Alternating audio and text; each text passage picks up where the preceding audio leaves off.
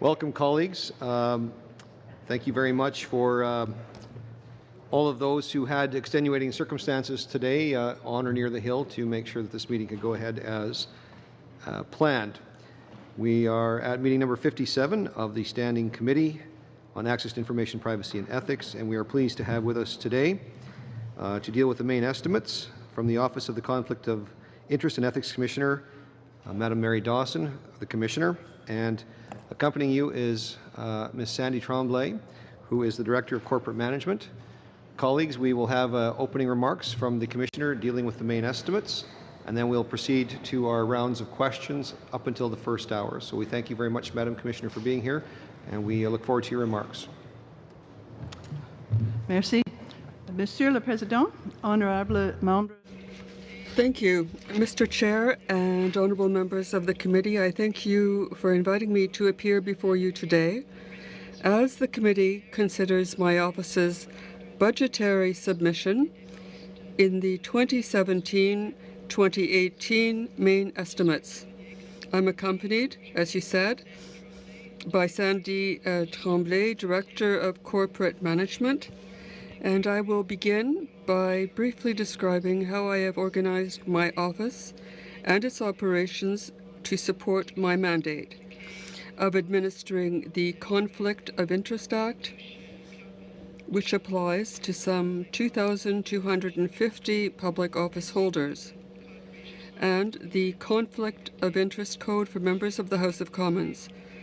I will next review our historical budgetary requirements with reference to some of our activities in the past year and to the internal management framework that I have put in place to ensure the effective, efficient, and economical use of public resources. Against this background, I will then discuss our current budgetary requirements. Activities in support of my administration of the Act and the Members' Code.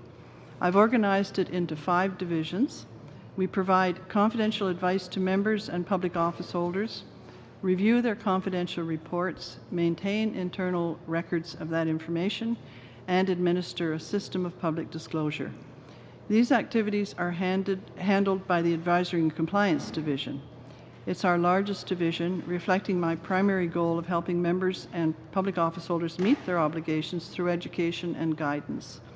In 2016-17, beyond the initial compliance processes for the 315 new reporting public office holders and some 200 members of the House of Commons, advisors in my office had almost 2,400 communications with members and public office holders. We also undertake education and outreach and conduct public communications and media relations. These activities are conducted by the Communications, Outreach and Planning Division, which also contributes to policy development, compiles research, and coordinates my office's interactions with Parliament and with external organizations. Although prevention is the major focus of my office, we also investigate possible contraventions of the Act and the Members' Code. The Investigations Division has responsibility in this area. The Legal Services Division also makes a critical contribution to examinations and inquiries, as well as providing strategic legal advice on all facets of my office's work. Since I last appeared before you, I have released 4 examination reports. 2 examinations and 1 inquiry are ongoing, and 1 examination is suspended. We dealt with 45 case files in the past fiscal year and had no remaining case assessments to complete at the end of the year. Another activity area relates to the administrative structures, processes, and services required for the organization to operate. The Corporate Management Division oversees the development and implementation of internal management policies, and the division and the delivery of services and advice on human resources, finance, information technology, information management, and the management of office facilities. It also administers service agreements with external partners. General administrative and logistical support for all these activities is provided by my own small team in the Commissioner's office. My office has a total of 50 indeterminate positions, 2 of which are currently vacant. Last year, I reduced my already small management team by one position, and it now includes just 4 senior managers. As well, 2 new positions were added to the office to enable us to fulfill compensation and financial management functions internally. Services in these areas were previously provided by the Public Service and Procurement Canada and by the Library of Parliament under service agreements. We continue to contract with the House of Commons for information management and information technology services. We outsource other services to reduce costs where appropriate, such as classification, commissionaire services, the Employee and Family Assistance Program, and auditing. As an officer of the House of Commons, my independence from the government of the day is assured in several ways, including my status as a separate employer. As an entity of Parliament, my office is not generally subject to legislation governing the administration of the public service or to Treasury Board policies and guidelines. I have, however, taken steps to ensure that we respect the principles followed in the public service and in Parliament to the greatest extent possible in staffing matters and in other aspects of resource management. In the past fiscal year, in addition to building our in-house compensation and financial management capacity, my office strengthened its internal management framework through a variety of measures. For example, we took steps to improve the way we organize and manage electronic records, implemented a more comprehensive security program, and purchased a video conferencing system to enable us to remotely conduct interviews during examinations and inquiries. We also entered into a new agreement with the Canada School of Public Service that gives our employees access to a wide range of learning opportunities. When we were required to start using new content management software for our intranet site, we took the opportunity to reorganize and expand this key internal communications tool. This fiscal year, while continuing the day-to-day work of administering the Act and the Members' Code efficiently and effectively, we will build on recent initiatives in a variety of activity areas. This includes a major upgrade of our case management system and the replacement of our human resources and finance systems. My office, which was created in July 2007, maintained an annual operating budget of $7.1 million in its first 5 years of operation, with no increases. In years 6 and 7, I was able to offer a small overall budget reduction. In each of the past 2 years, I sought and received a slight upward adjustment in order to cover an increase in contributions to the employee benefit plans as determined by Treasury Board. In 2016-17, my office was allocated an operating budget of $6.97 million. Even accounting for these variations, every year we have returned some surplus funds to the federal Treasury. Our estimated surplus for 2016-17 is in the order of $600,000. I've always maintained a reserve to allow my office to respond to exceptional circumstances that could significantly impact our workload. The reserve is also intended to provide for IT projects associated, for example, with the office website, our client management database, the public registry, and our intranet. This year I'm seeking a budget of $6.9 million. This amount is down slightly from the $6.97 million that my office received last year. The decrease results from lower employee benefit plan contributions. The employer contribution was reduced from 16.8% to 15.7% in accordance with the percentage set by Treasury Board. I've budgeted for a reserve of $400,000 in 2017-18, the same as last year. Given the nature of my mandate, salaries remain by far our largest budgetary expenditure. Non-salary expenditures are mostly related to the standard costs of running an office and the costs of outsourced services. Je remercie encore les membres du comité de I thank the members of the committee again for inviting me to discuss the budgetary requirements of my office, and I direct the committee's attention to the availability on my office website and in my annual reports of detailed financial and other information. This concludes my opening statement. I will be pleased to answer your questions. We We'll start our 7-minute round of questions, beginning with Mr. Long, please.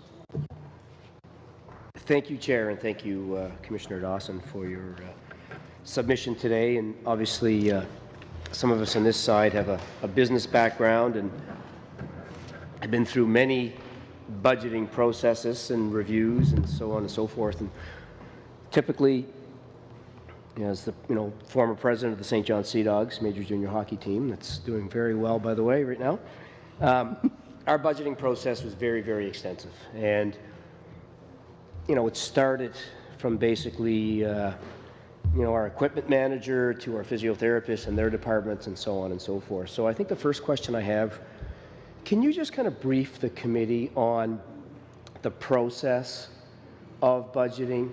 Who's involved? How inclusive is it? How much input do you have from your different levels? Can you just kind of share that with me? Yes. Well, each year my corporate services group will approach each section in my office and consult with them on the budget needs, and then pull them together and establish our budget. I don't know if my corporate director would like to add anything to that. So basically, our budget, it accounts salaries account for about 85% of our budget. So we start from that.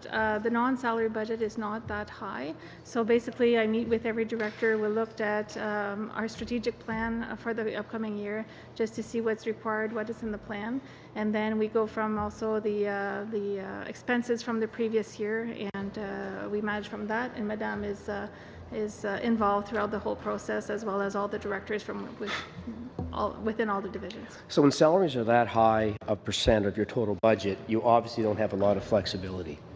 Can you give me some examples of some internal benefits that you've derived by talking internally or doing some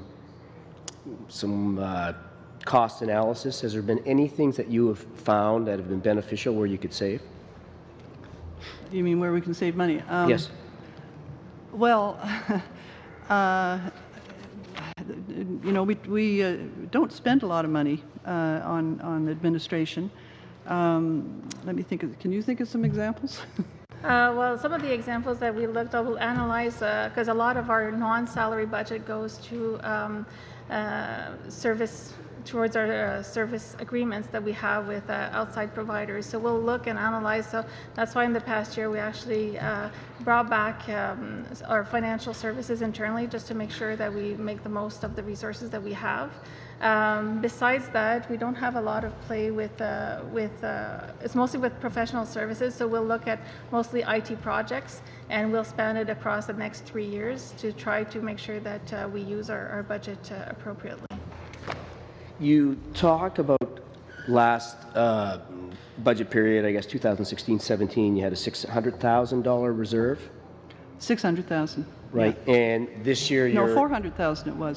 We had 600 left. The year before. The year before. The year before, yeah. 400,000. Yes. So right. What are you budgeting moving forward for the reserve? Is it 400,000? 400,000. So how do you... I'm just curious as to how you come up with that. I mean, you had 600,000 in reserve. Right. Now you've come up with 400,000. Is it somewhat of an can you give me some background on that? Yeah, I mean, basically we see that we always seem to end up with a little bit of a surplus, and so we thought 600,000 was probably too much. So we lowered it to 4,000. The thing is, we never quite know what kind of contingency we might have, and particularly for investigations. Now, we've done everything we can. And that's one cost-saving measure. We could have all our investigations virtually in the office. We have an internal system now set up whereby we can not televise them, but do them electronically. So that the reserve would be in the event that we should have to do some travel. The other thing is our updating of our IT systems. There's always something that needs to be helped, and we've got some of those items this year coming up. So you would say that you do, currently. I mean, obviously you're not asking really for an increase. So you're saying that you do have the necessary financial resources, budget resources to carry out your mandate? Yes, we have uncharacteristically, it appears, seem to have enough money to carry out our mandate. Okay. One of the things I read was that an important part of your mandate is to raise awareness about the Act and the Code. Can you share with me your plans, what you're doing with respect to moving forward to raise awareness and to do that? Well, we have always maintained a lot of advisories and guidelines and things on our website in many different areas. We send emails out to MPs and public office holders as necessary if there's a specific issue to be dealt with. We give talks to virtually anybody that requests a talk. We offer once a year sessions with each caucus. What else do we do? We do lots of outreach, actually. We meet with people from other countries as well who request to meet with us because our system is generally well respected. There's many things we do. What else do we do? We answer media requests constantly. Can you just touch your website? Are you updating the website? Are you? Yes, we constantly are looking to improve our website, and we got a project on next year on the website. Yes, next year we'll be updating. Yeah, we're looking at updating the information on our website. Mm-hmm. What % of your budget is for promotion and social media? Oh my, it's hard to say because our budget we look at it in terms. Do you know our budget? We look at in terms of different sections, and the section that looks after the communication also has other responsibilities. But it wouldn't be terribly expensive because we're doing it on the internet. And our presentations are normally in town. Occasionally, very rarely do we do them out of town, but sometimes if we happen to be in a particular area. And of course, we can use the internet to communicate now with any office. So actually, our communication expenditures are not expensive. Okay, good. Thank you, Mr. Long. We now move to our next member for 7 minutes. Mr. Kelly, please. Thank you, and thank you for appearing today. And I was glad to hear that your comments about the sufficiency of your resources, and that I heard the comment about having a healthy contingency, and that you've been able to return money to the Treasury, and that sounds like prudent management. So you're to be commended for that. My question, though, when you spoke of contingency and exceptional circumstances, I mean, these may come up from time to time, and so I have a question, though.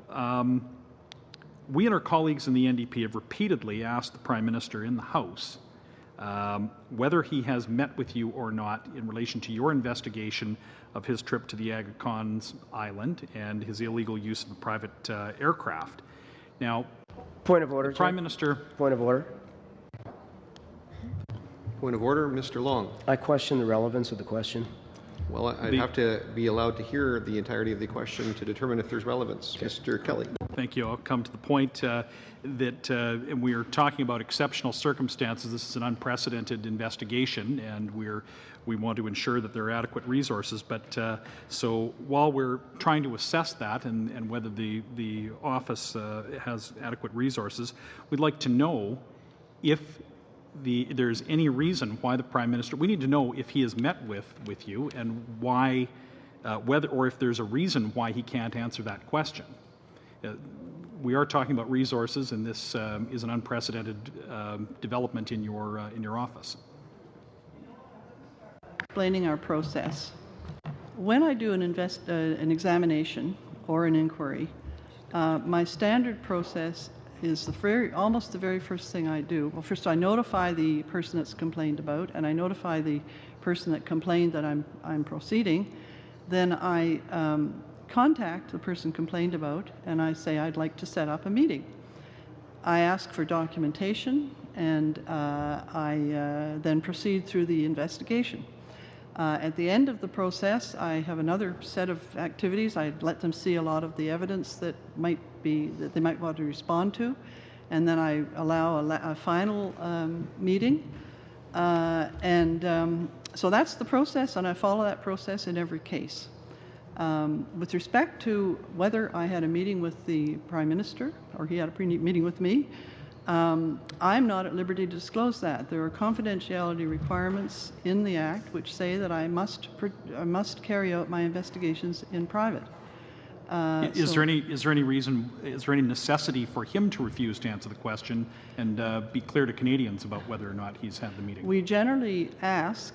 There is not an absolute rule, but we generally ask that people keep the activities and the inquiry questions and whatnot confidential, because we don't want to interfere with the investigation process. But it is a request. There is no rule in the Act. But we're very careful to keep our investigative activities confidential. I'm not asking you to answer whether the meeting has happened. We're just concerned about the Prime Minister's refusal to answer the question and wondering if there's any reason why he cannot. I see my friend is concerned about the relevance, and this is highly relevant because we are talking about whether or not we're talking about estimates today. And knowing, for example, trying to guess which investigation is suspended now, which one is going to continue. These are investigations that will need to have adequate resources to complete. So I do want to make sure that we do have adequate resources to ensure your office can do its work. Right. So, would these be the types of exceptional circumstances that you have? Are you comfortable that your own contingencies will be able to see through the current investigation that you have open, perhaps the one that's suspended that may carry on? I'm not sure what you mean. I don't know what exceptional circumstances has to do with the carrying out of the investigation. Sorry. Well, it's unprecedented. You haven't investigated a sitting Prime Minister before. Actually, as a matter of fact, budgets. I did. I investigated Mr. Harper. To this extent? Yeah. I did do an investigation. Okay. Nobody seems to notice that, but I did. To the point of... And I issued a report. There's a report on the record. Well, in any event, then, you are confident that you have sufficient resources to carry out through the year? Yeah, I don't think there's a resource issue involved here. Okay. All right. Well, that's good. And as I said, we're pleased that you are able to continue, that you're able to return funds.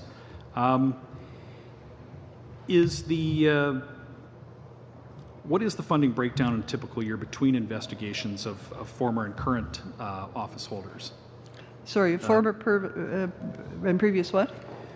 Funding breakdown as you're budgeting between current and former office holders. You do investigate both? Well, I mean, the only time I would investigate a former office holder would be a public office holder, because it would be in post-employment.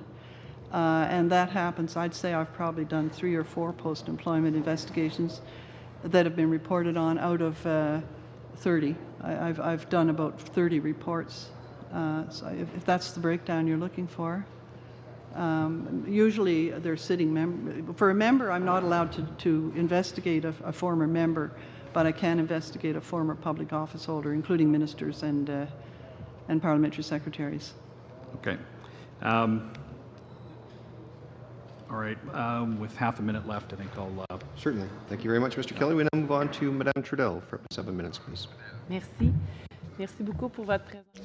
Thank you, and thank you very much for your presentation, and welcome. Welcome again. Ms. Dawson,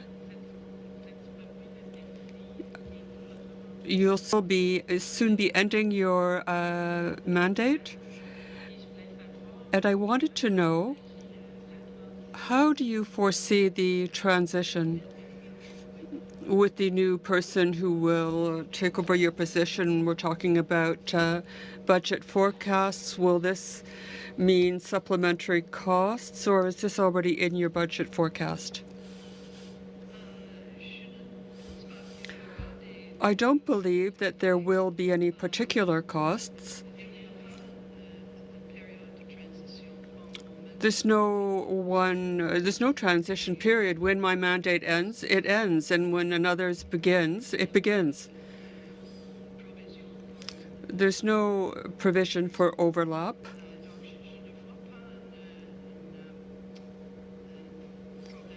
So I see no problem in funding. Thank you. And do you have recommendations to improve the legislative framework of your office? I have a great many recommendations. I have drafted 2 reports, one on the code and another on the Act itself. That was 3 or 4 years ago. There have been changes to the code, but with respect to the Act, there's been no movement there heretofore. Now, can you talk about whether for next year, what do you foresee as the major challenges for the Commissioner in the medium and long term?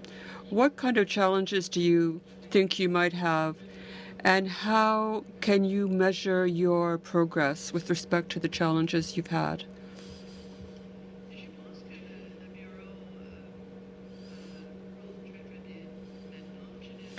I think our office is doing well. I don't see any great problems.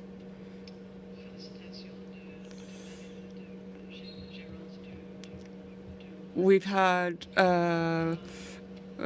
compliments on our office management. I have a lot of recommendations for changes, but it's with regard to rules, not with regard to the management of the office. So I'm certain that our office is in good shape for the next person. Now, with respect to your budget, you have sufficient resources to deal with your investigations and inquiries, to really look into things thoroughly and to have a truly complete report. Yes, I'm sure that I have the resources for that. Thank you.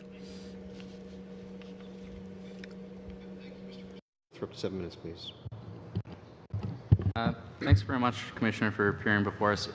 I just want to get some of the numbers right. So we've got $6.9 million in proposed budget allocation.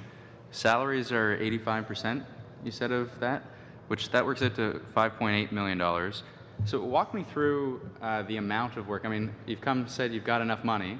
It strikes me maybe there's more money than necessary, perhaps, because when I look at the case files, and maybe I've got it wrong, 45 case files in the last year, and I recognize that 200 new members came and there's a lot of work to be done there. But walk me through how that $5.8 million gets spent and how it's used effectively and efficiently. Yeah, you should be careful with respect to the case files. That's just the files relating to investigations. Most of our work is done in the compliance, advisory and compliance section. The advisory work, all the receivings of information when somebody becomes a public office holder or a member, that's all done separately. That has nothing to do with the number of case files. We've got over 2,000 case files relating to individuals. So the investigation is very small. Well, it takes a fair bit of time, but it's a small proportion of the number of people we're dealing with and the number of files we have.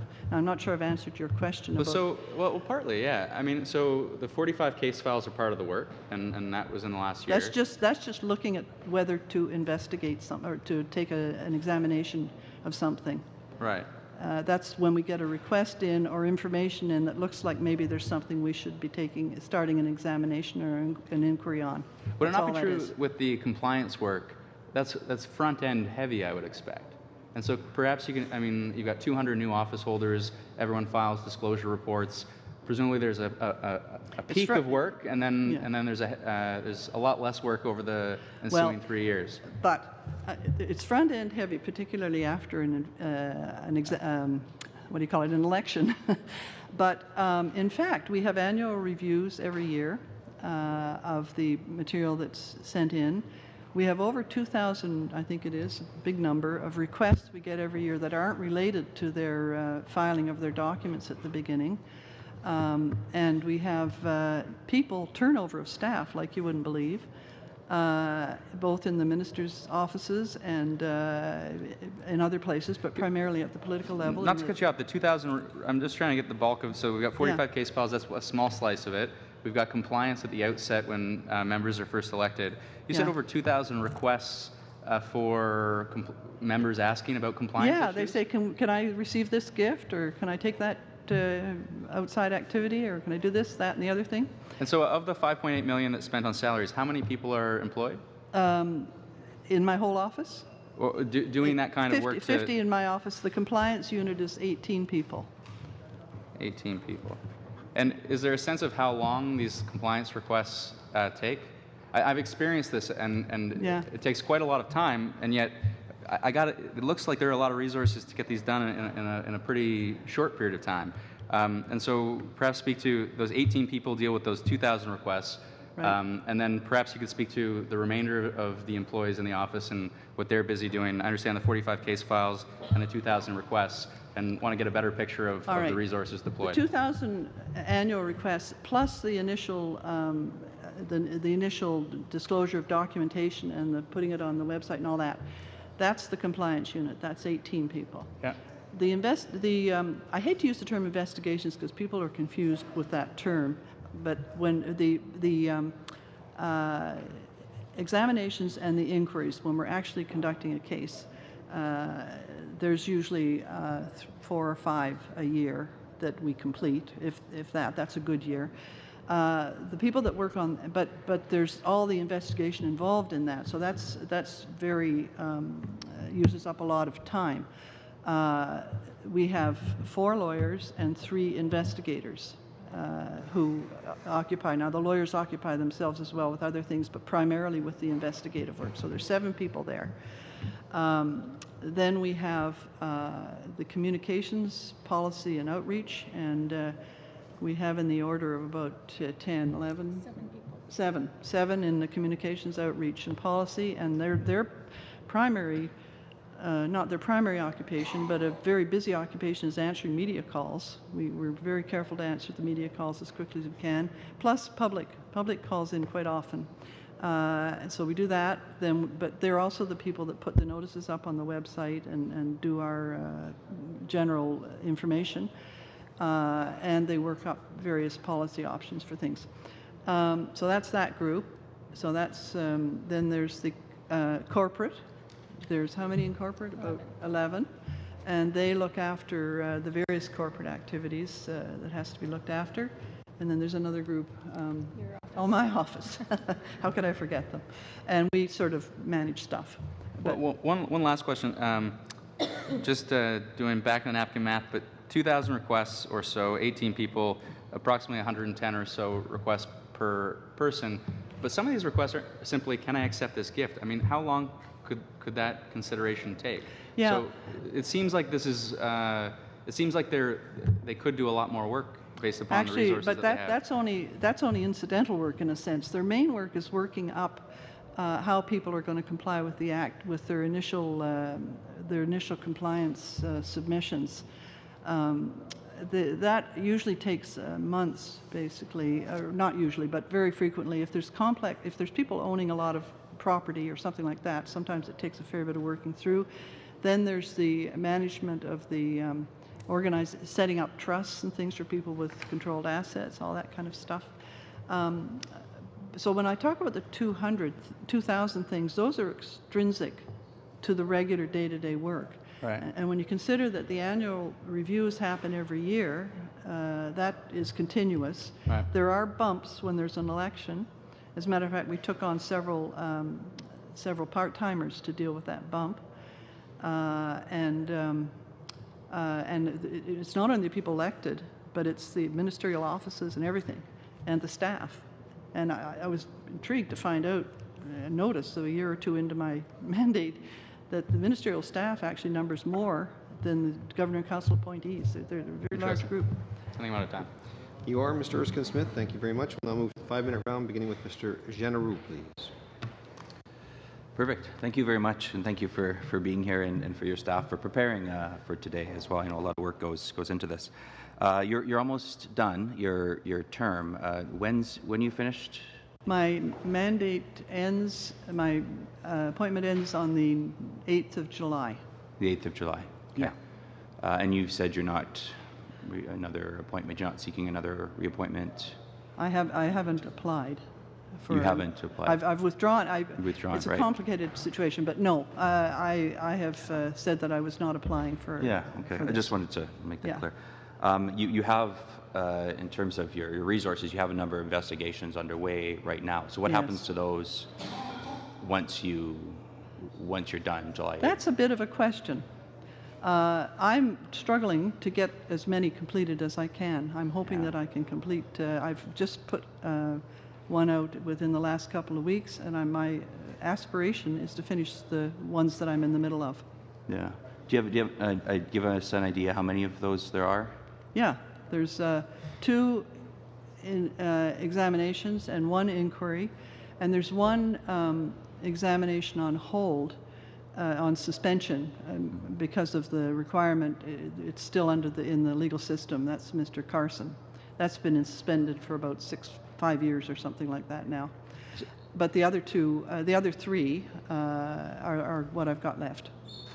Okay. So you have 4, if we're being generous, you have 4 investigations. Yeah, 3 really. I mean, I don't expect the one to be resolved quickly. Okay, and then after you leave, there's a new person appointed in your position. Is there a transition period? No. There's no requirement for one, but is there? There's no capacity for one. There's no capacity for one. Okay. So then, if you have 4 investigations underway, there's potential that I guess those have to start from the beginning then? Yeah, I think it's unfortunate. I mean, for example, that investigative report work is similar in a sense to the judicial system, the judicial requirements, and most statutes, and some that aren't even judicial, that are like mine, have a provision in their legislation which allows the individual that started an investigation to complete it.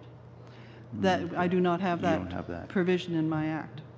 Okay. So once you're done July 8th, essentially, you walk away. I'm no longer You're about to say free. authorized to deal with it. Yeah. Okay. Yeah. Okay. I don't want to put words in your mouth, but I thought you were mouthing the words free. But I'm trying to finish them. Okay. All right. Sure. Finish maybe was where you're heading. I guess what I'm trying to get at is that we now have a prime minister who's under investigation, who will be appointing a new person, yourself, who would be then investigating the prime minister who appointed him. So I was kind of hoping that there was a bit of that transition period, I guess, that you could kind of finish it up, but it appears that there's not. Well, I mean, the only thing is an interim appointment again, I guess, to finish them up. I mean, I don't know when a new person will be identified either. I don't have any idea how the process is proceeding. So you're hoping for a bit of an interim transition period? Well, let me put it this way. I'm willing to complete those files. To do that. Yeah. Well, that would be fair, considering the Prime Minister's under investigation and he appoints the person. Okay. Switching gears, I have about a minute left. You've spoken, you talked about the number of media requests you're getting, and you've spoken through the media the difference and the struggle between the mandate that the Prime Minister's put in place and then the coinciding that with the Act.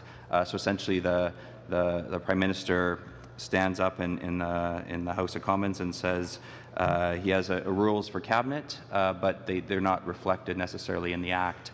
Is that something you're hoping to bring together before you leave? Is that? I don't have the power to do that.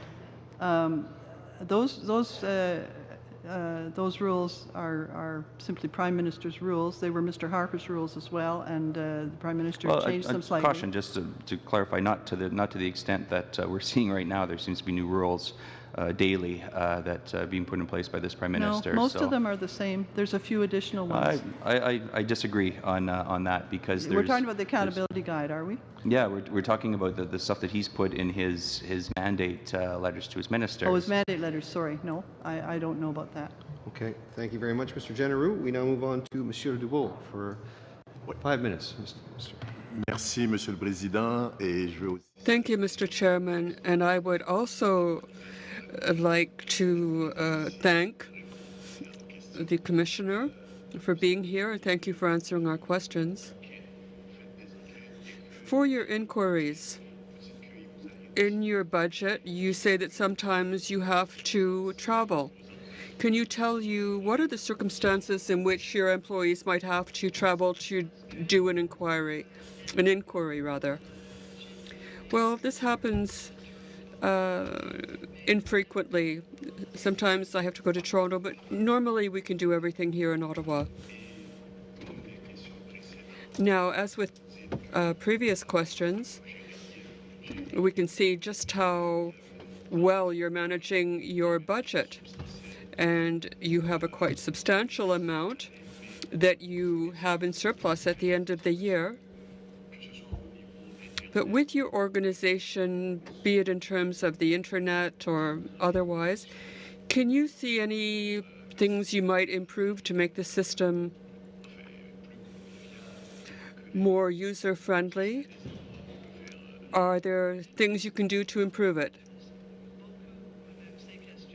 Well, we deal with these questions. We're constantly discussing them. We're always trying to make improvements. I can't really list them. Perhaps my friend could do that. She can speak on my behalf. Please. Well, for next year, we have a strategic plan, and we want to improve our customer service. We're really working on that. And also on our website. And the rest really is internal. We're seeing how we can do more with less. We have a lot of wiggle room with our budget right now, so we can set out a budget over and a strategic plan for the next 3 years. Now, Ms. Dawson, you've had this position since it was created, and this is the first time there will be a transition. You will have been in your position, as I say, since it was created. What will you be doing to help your successor?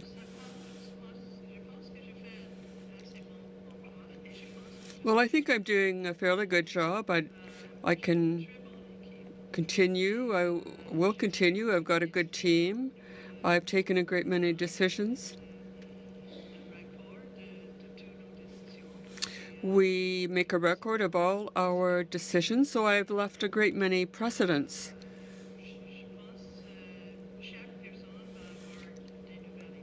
And I think that any new person would have new ideas. I also wanted to know, you have shepherded all these inquiries and examinations. Do you think your team's way of going about things is well established so that in future new people will be able to work in keeping with your philosophy, because you had to really learn on the job your ways of doing things? What do you think about this? Well, I hope that I've done a good job. We have internal guides. We have all my reports. We have our yearly reports. And I provide a lot of information in these reports on the ways we work. And I hope that the new person will look at all this. And that's really all I can say. Well, thank you very much for your contribution. Thank you. Thank you, Mr. Chair. And I'll continue somewhat on the vein of Monsieur Dubourg and ask about the experience of the short-term renewals that have occurred. And I heard in your answer to Mr. Jenner's question that you would very much like to see the work through if you can. and it sounded like you weren't shutting the door to further extensions, but it may well be the last time we have you here at committee, and perhaps you can comment on the process of the short-term renewals and whether or not perhaps your office ought to have perhaps a longer one-time term, and then we don't have, would that be a way to deal with the questions about renewal and handing off current files to a new person? Yeah. Well, you know, my first appointment was for 7 years. That was a good length, and I was reappointed for 2. And then there was a new system instituted of the method of appointments.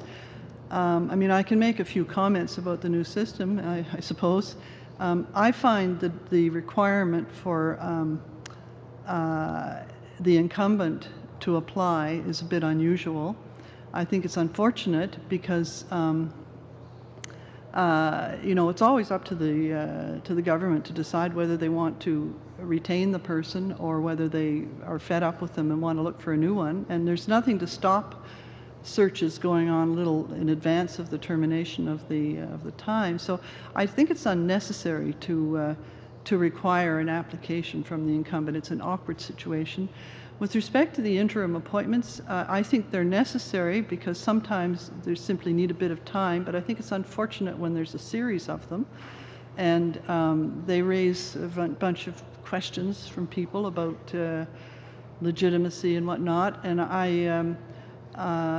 you know, I'm sorry that it has taken this long for the system to kind of get ironed out, because you know, there's a number of cases where interim appointments are being made.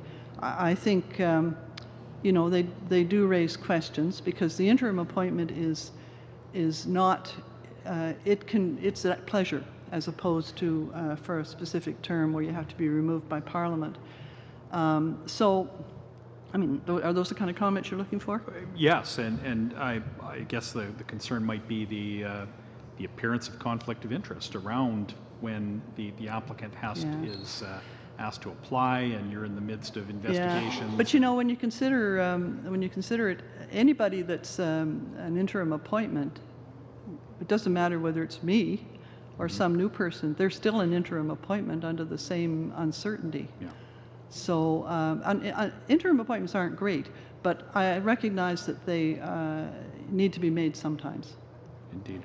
And you're not concerned that process itself also interferes with your budget planning if the new appointee eventually is made, and that the process of getting up to speed and perhaps being able to fill your place, there wouldn't be any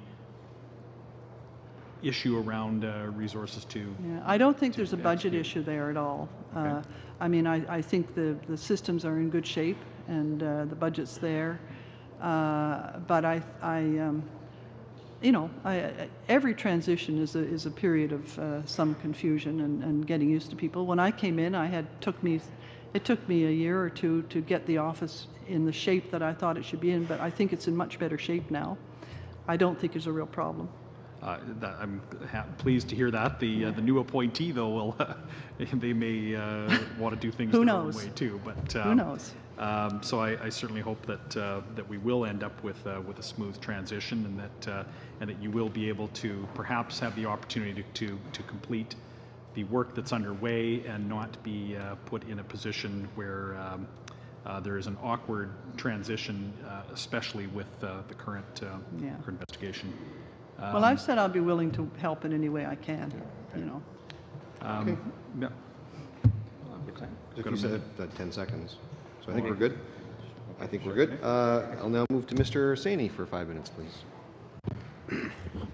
Good afternoon, Mr. Dawson. Thank you very much for coming to this committee. Your comments are always well taken. I have a few questions, but one question I wanted to go back to your earlier point about the $600,000 surplus that you had. I see that your internal services component of that budget has gone down by $300,000 or close to that. Can you just explain where the difference is comparatively to the last year? The which services? The internal services, it says in this document. The budget for that's gone down. Yeah. There's a $300,000 decrease. Okay, I'm going to give that one to Sandy. For the reason for the lapse for the 600,000, well, 400,000 was due to it was the reserve that we have, and the 200,000 that we have, the extra lapse that we had, was basically due to vacant positions during the year. So in terms of the corporate management, it went down a little bit.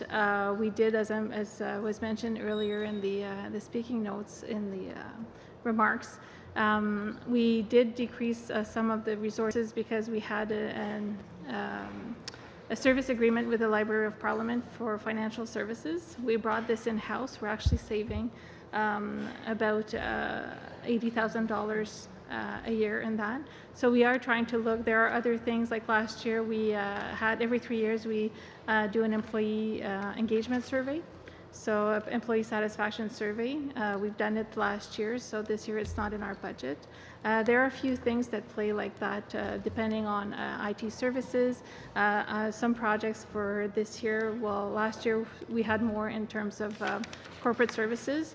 Next year we have a big project also in the compliance and advisory group, where we'll be upgrading the case management system. So. The other question I had was on the statutory part of the budget. It seems like there's a bit of a fluctuation. It was 600,000 one year, almost 792,000 this year, and then the estimate is 723,000. Why such a fluctuation? Sorry, could you repeat that? In your budgetary statement here, the statutory for 2015-2016 was 600,000. In 2016-2017, it went up to 792,000, and now your estimate for next year is 723,000. So the fluctuation, I'm just wondering, it's about 20-30%. Fluctuations. So yes, so the fluctuation here is on the employee benefits plan. So that's where it's so obviously. Yes. Yes, so that we have no say in it. It's determined by Treasury Board, the percentage that the employer has to pay. So that's why we see a fluctuation. But basically, in the main estimates, we're asking the same operational budget. Okay. In terms of also you mentioned that you brought some information technology into your office as opposed to contracting it out. Not the information technology. So we brought in the compensation services, okay, and we brought in financial services. Because the reason I ask is because cybersecurity obviously is an issue across the whole government. Is there a mechanism or something where you have in place for cybersecurity? For cybersecurity, we have an agreement with the House of Commons IT department for that, so they take care of that for us. Okay. The final question I have is to Commissioner Dawson. Obviously, you're celebrating your 10th anniversary this year, and out of just a general commentary, you've always obviously had experience over those 10 years, not only working within Canada, but also experiencing and witnessing the regimes in other countries. How would you characterize Canada's sort of policy in your department as compared to other countries? I think we're one of the leaders. We are sought for information. We do have differences in our approaches. For example, comparing us with the American system, there's much heavier concentration on penalties in the United States than we have here. I happen to be a believer in penalties are not the most important thing. What I believe in is the transparency and the publication of matters. And there's differences between different regimes, but I think our system is quite a good one, comparatively speaking. There's always room for change. And you would characterize our system as one of the world leaders? As what? As a world-leading system. Yes, I would. Okay. Thank you very much. Good. Thank you, Mr. Saini. Madame Trudel, you have some more questions? Oui, je vais avoir une courte question pour... Yes, I have a short question. It's a technical one having to do with inquiries. My colleague mentioned the subject. In terms of the new commissioner who will be appointed, if I understood correctly, inquiries are not ended. You have the new commissioner would have the choice of continuing an inquiry or not. Did I understand correctly? I think so. It's not very clear.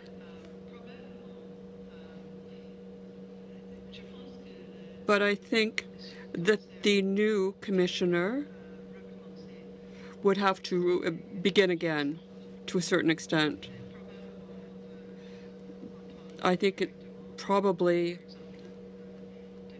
they would want to hear from some witnesses directly, but really, I don't know. It would be the new commissioner's decision to take. So if there were a new inquiry, a new investigation, which is not pursued by the new commissioner, is it possible to ask for a new inquiry, or would you need new facts, or would it simply end and not go any further than that?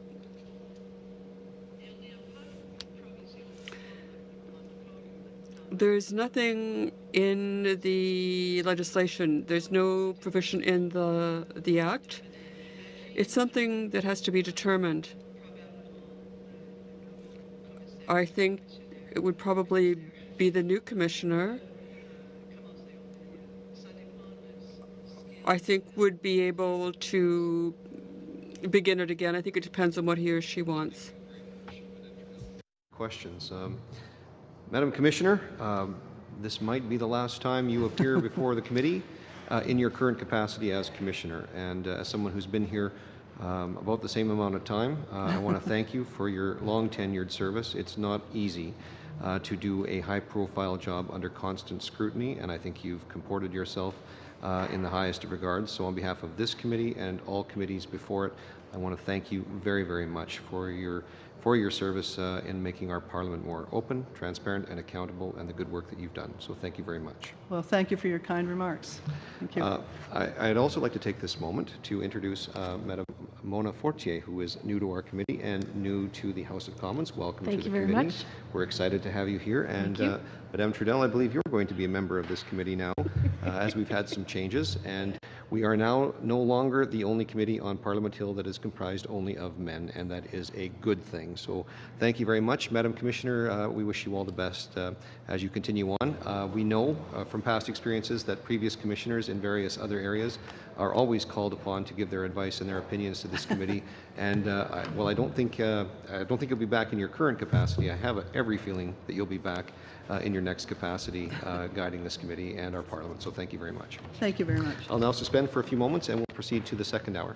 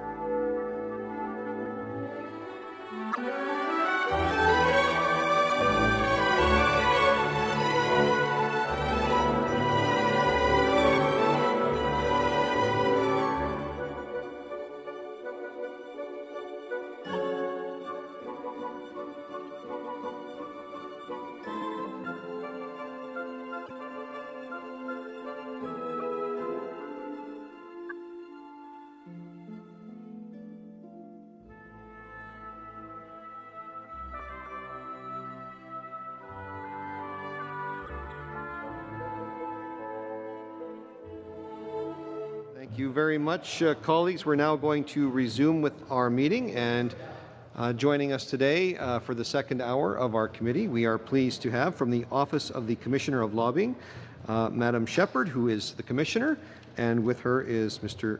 Charles Dutrisac. Did I get that right? Dutrisac? Is that close enough? It's close enough. Charles will work, right? Yeah. And who is the Director of Finance and Acting Chief Financial Officer. So we're very pleased to have you here, Madam Commissioner, and we'll allow you up to 10 minutes, I suppose, give or take, whatever you need for your opening comments, and then we'll proceed to our rounds of questioning. So thank you very much for being here, and the floor is yours.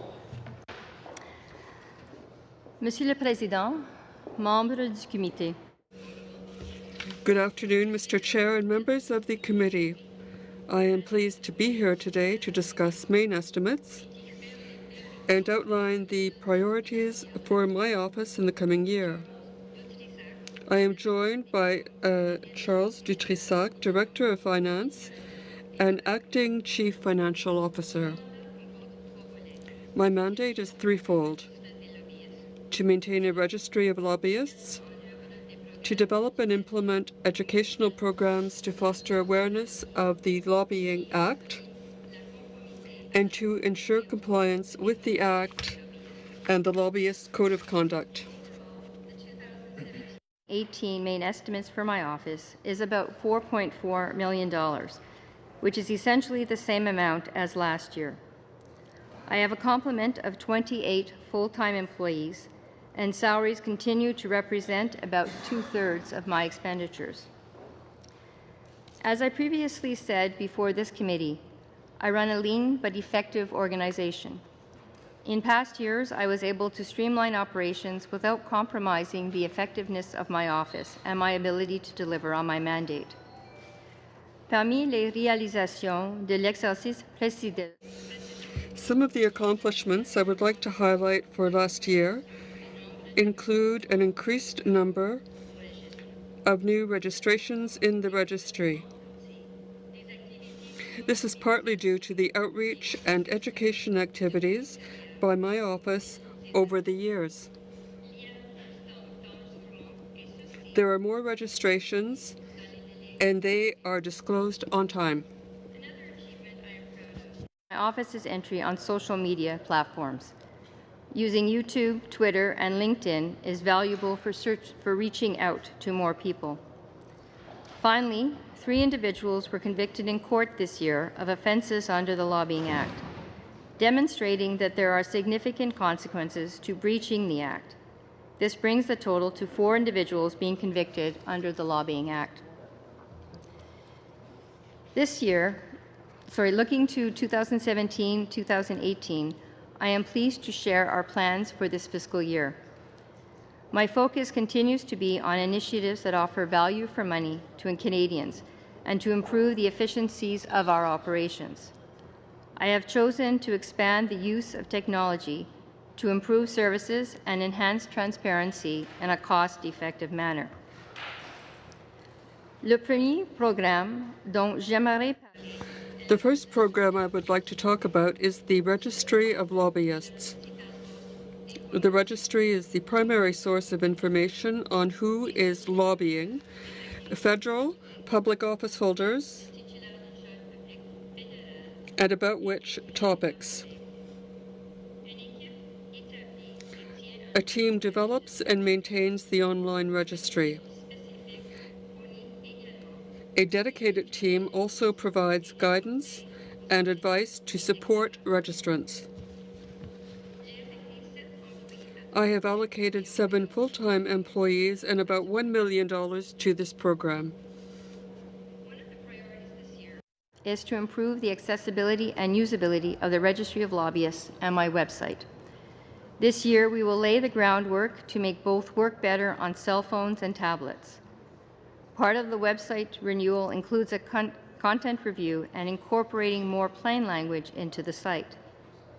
New features will be added to the registry, including better search functions. Reaching out to lobbyists, public office holders, and other stakeholders to educate them about the requirements of the Lobbying Act and the Lobbyist Code of Conduct is an important component of the work conducted by my office. I believe individuals are more apt to comply with the Act and the Code when they understand their obligations. As public office holders are the targets of lobbying, the program also provides outreach to them to ensure they are aware of the lobbying regime and their obligations. My staff and I conduct a wide range of education, outreach, and education activities, including group presentations, individual meetings, and webinars for new registrants.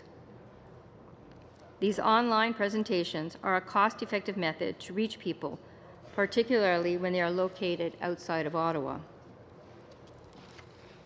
I also publish interpretation bulletins on the Act and guidance on the Code on my website in order to provide clarification to stakeholders. I continue to look for ways to make outreach and education activities more effective. The evaluation of my outreach and education program is underway and should be completed by the summer. This evaluation may offer new ideas and avenues for improvement. Le site web est l'un des outils. The website is one of the tools I have improved, and I'm looking to improve further. As mentioned earlier, I am laying the groundwork to update and renew our website and incorporate more plain language to improve the accessibility and usability of the site and incite greater compliance. A budget of about $900,000, including salaries for 7 full-time equivalent employees, has been allocated to the outreach and education program. The third component of my mandate is to ensure compliance with the Lobbying Act and the Lobbyist Code of Conduct.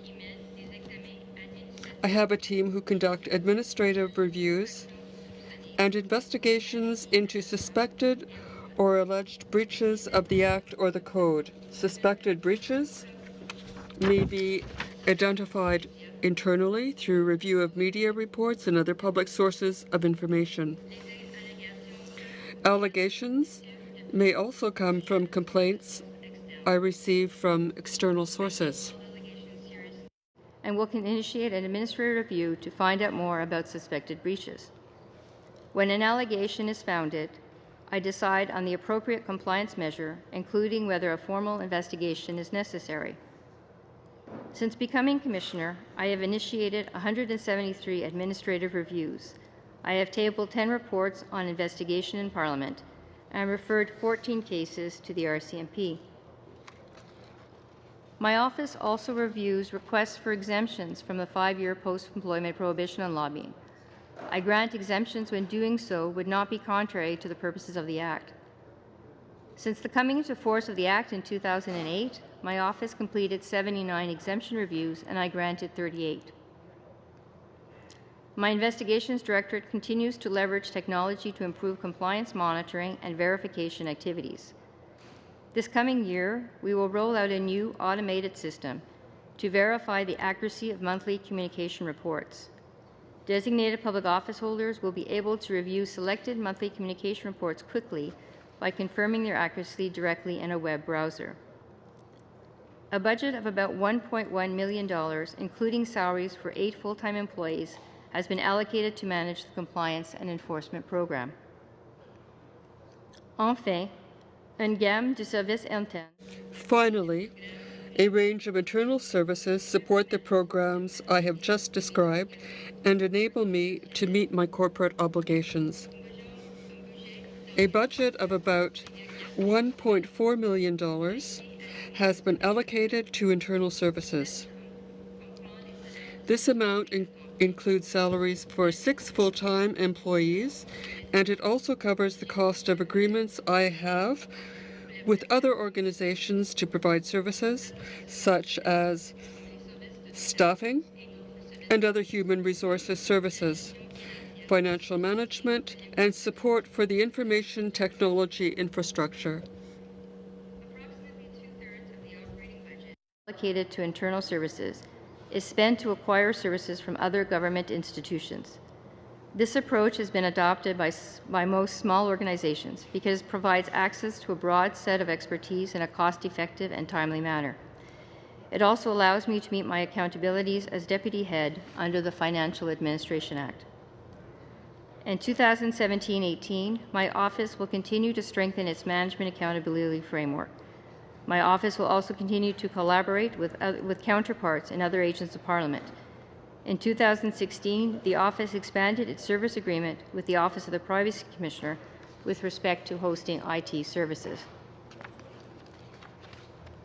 The office will implement its IM-IT strategy to streamline internal operations and procedures and support more efficient and effective delivery of my mandate. This will help to establish a strategy to improve business intelligence opportunities and support reviews and investigations through a better integration of the case management system with other office activities and applications. I would like to conclude my remarks by confirming that I am able to meet the demands of my mandate with my current funding. I do this by making the appropriate trade-offs to deliver on my mandate effectively and efficiently. This may become more difficult to do in the near future. Over the years, there are less discretionary funds available. Increased pressures, such as demands by government departments to contribute to central services, the relocation of the office scheduled in 2019, or changes to the Act following the legislative review, could impact on my office's ability to deliver on its mandate. My 7-year term ended in June 2016, but I've been Commissioner for almost 9 years. My appointment has been extended twice until June 2017 to allow for the selection of a new Commissioner. I am proud of all that I have accomplished. I have built a strong team of professionals that is committed to upholding the Lobbying Act. My accomplishments have only been possible thanks to their dedication and professionalism. Monsieur le Président, je répondrai avec plaisir. Mr. Chairman, I welcome any questions you or the members may have. Appreciate your opening remarks. We'll now move to our 7-minute round, and we'll start with Mr. Saini, please, for up to 7 minutes. Good afternoon, Commissioner Shepherd. Thank you very much for coming here today, and thank you very much for your 9 years of service. One of the things in your departmental plan that you've written about is how you want to incorporate more technology into day-to-day operations. So can you just give us some examples of how you want to do that, and what will be the effect on the more short-term and long-term finances for this? Well, the one thing where we are now is that because we're running a lean and efficient organization, using the technology as best we can to improve things. So, for example, when you're looking at the registry, which is our main tool, and the website, is working on making them now more mobile friendly. On the registry side, we've continued over the years to put, the wealth of information on the registry is great, but you want to keep making improvements to the search function. So looking at putting in a thesaurus this year so it's better to search. Looking at, as I was saying in my opening remarks, integrating better the case management system with other activities in the organization, because that will help with the business intelligence that on the compliance side and some of the preventive measures that we're doing. So when we're looking at doing all of that in terms of the costs, Just staying with the departmental plan, one of the benchmarks which you haven't reached yet is your target and is the exemption review of office holders. I think you wanted to make sure that you dealt with all the case files within 60 days. Yes. Yes, that's true. So there seems to be a bit of a difference, not a large difference, but just if you could give us some hard numbers so we know exactly how many reviews you're doing. How many reviews are you doing in a year? Including the exemption reviews, and it's about 40 to 50 if I include administrative reviews, the investigations, and the exemptions. And I think with the 60 days, there was just one case where we didn't make it, and it was actually over the Christmas holidays where we missed the day of getting it out. That's what it worked out to. Okay. Now, the other thing I've noticed in the expenditure is that from year to year, there's been a reduction of the amount of money that you're spending on registering lobbyists. Can you tell me why the cost, I mean, obviously either you're saving money or you're not spending money, or why is the cost going down in terms of that aspect of your mandate of actually registering the lobbyists? Well, the money allocated to each of the programs vary, and so what happens in any given year is where the priorities are. So if there's money going into the registration system in terms of the development, that would affect costs, or the case management system, but the money that's been going in has largely been the same. Also, a point that you made also in the department plan in your opening comments, you said that you expanded some of your service agreements with the Office of the Privacy Commissioner. Why was that?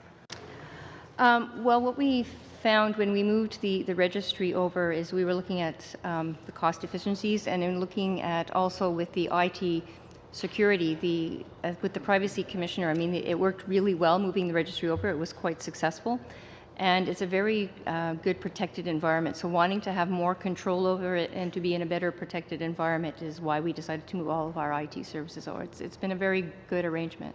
Okay. You've got 3.5 minutes left. 3.5 minutes? Wow. You're answering all my questions very quickly. So I can slow let me down. ask one more question. This was supposed to be a question in case there was more time. But one of the things I noticed in the budget is that you have a depreciation of tangible assets. So I was just kind of curious as what tangible assets that you have in your office which you're depreciating. Is just equipment? Because I think there's a separate line item for computer equipment. So Do you want to answer just this one? out of curiosity.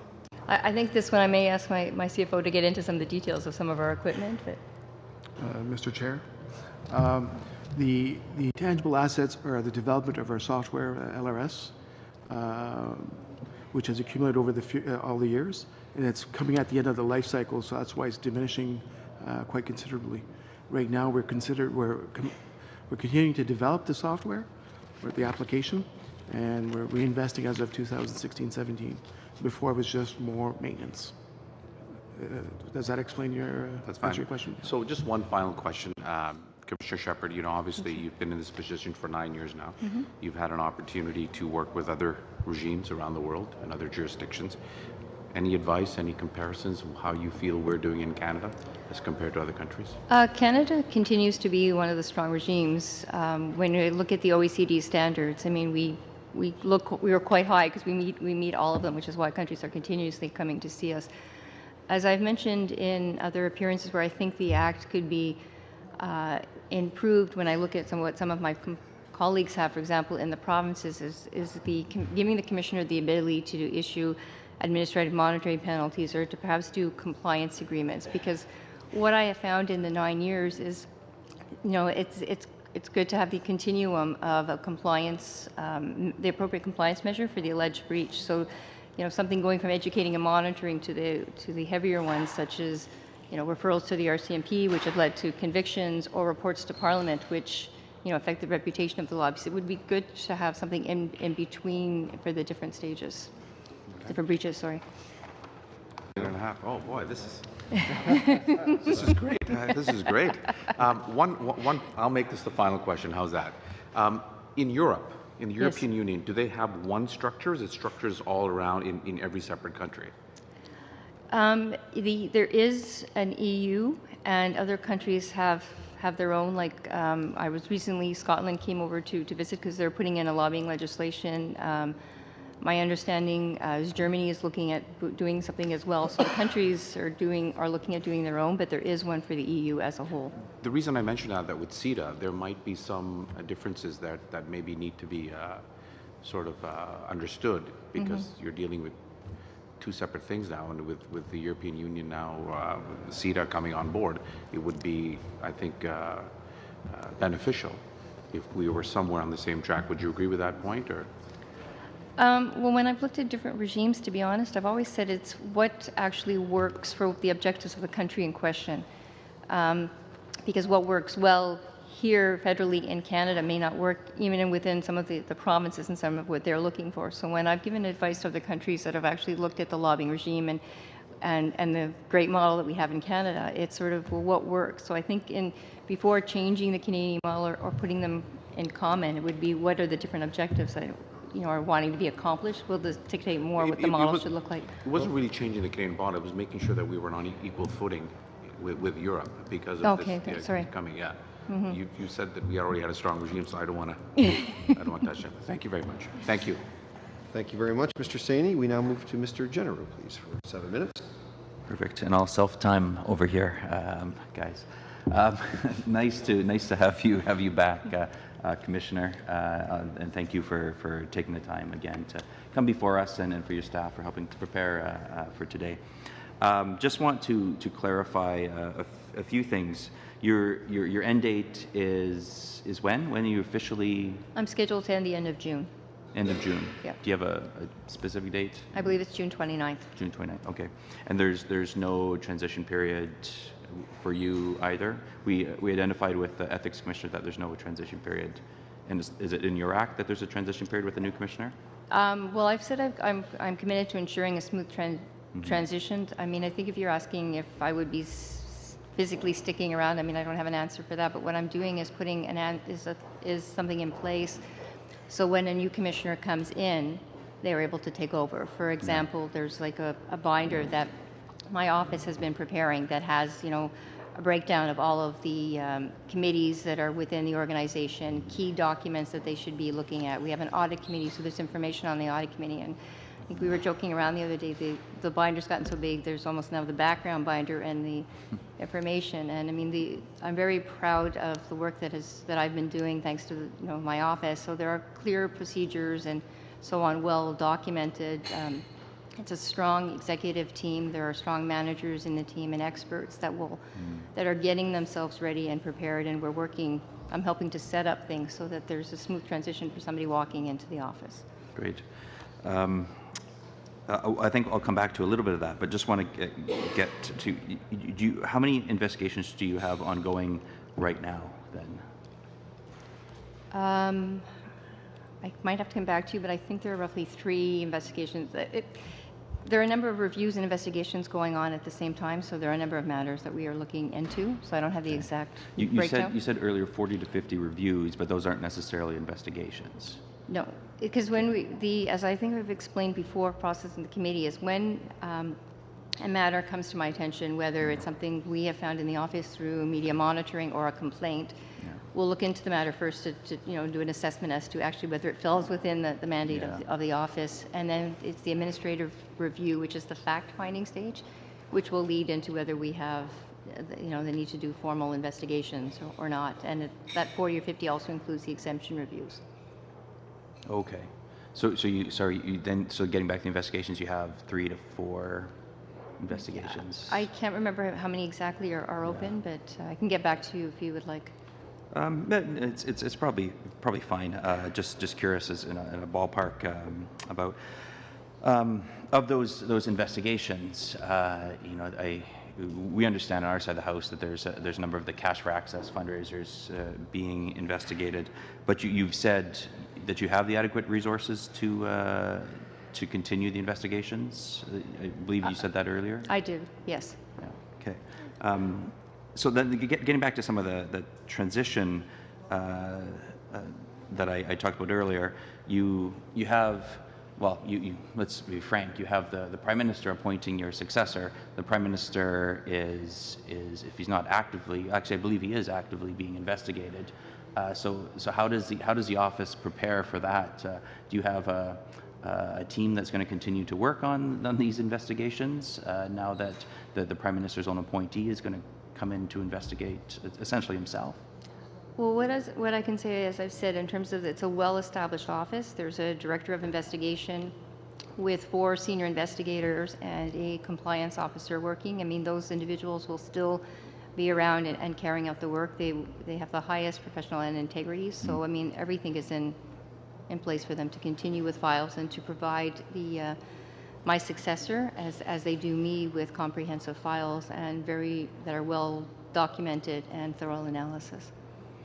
Okay, and then so with these investigations that are ongoing, you have a dozen of the cash for access that have at least been reported. Are you investigating each of those individually, or is that a single investigation in your resources that are being used? Sorry, could you repeat the question? Yeah, so there's about reported in the media about a dozen cash for access fundraisers. Are you in your office investigating those as one investigation, or is this something that you're breaking into each single one? I guess looking at how you're managing your resources.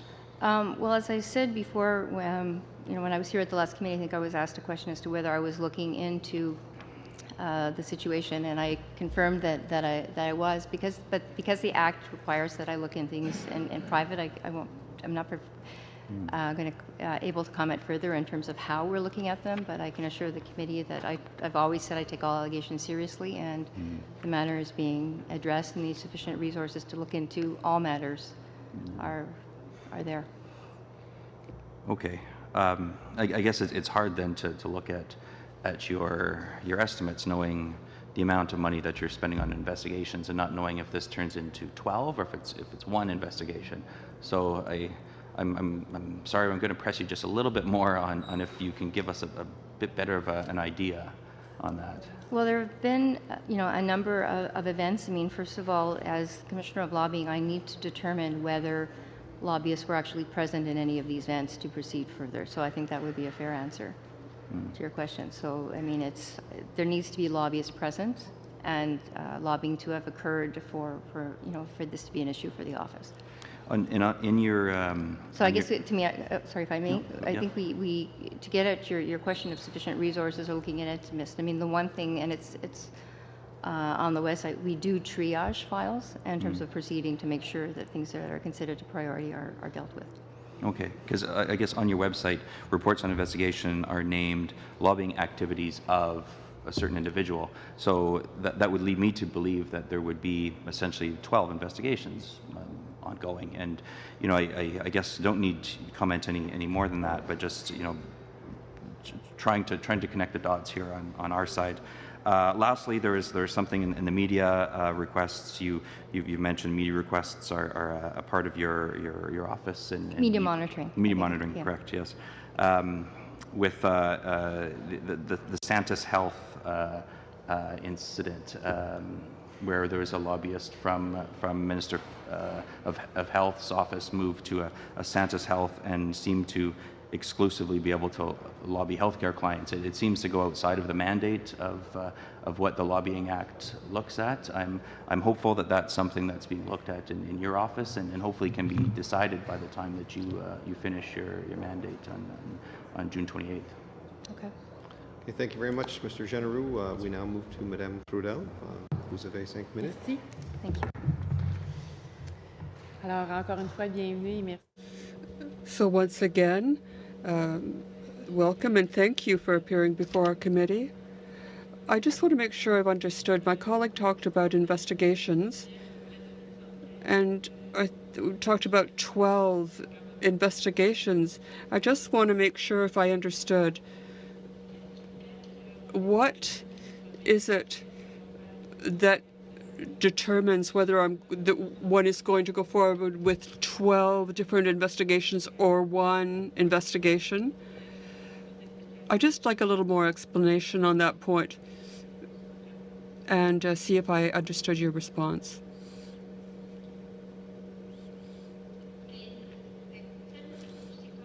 Well, first of all, there has to be an allegation that's brought to my attention.